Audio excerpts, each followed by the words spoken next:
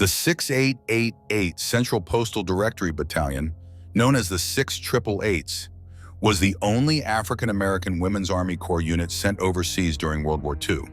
Theirs is a story of tremendous achievement despite gender and racial segregation.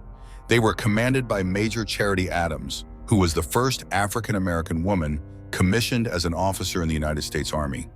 In January 1945, the 6888s arrived at their first overseas duty station in Birmingham, England.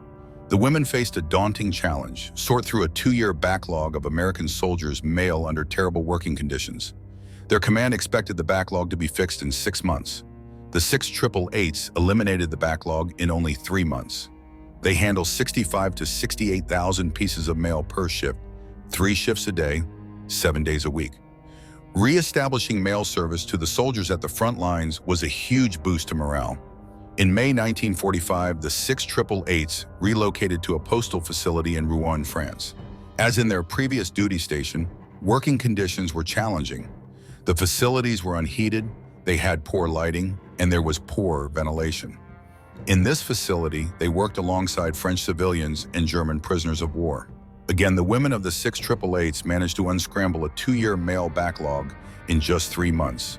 On July 1945, tragedy struck the 6888s. 3 of their cadre were killed in a Jeep accident in France. Private First Class Mary Barlow, Private First Class Mary Bankston, and Sergeant Dolores Brown. All 3 were buried in the American cemetery at Normandy. In October 1945, the 6888 Central Postal Directory Battalion relocated to their final overseas posting in Paris, France. In February 1946, the 6888s returned to the United States. There were no victory or homecoming parades and no recognition of their tremendous accomplishments.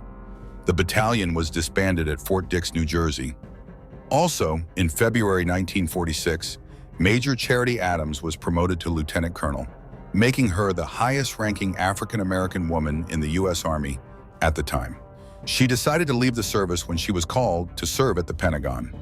After her military service, she earned a master's degree in psychology and had a distinguished academic career.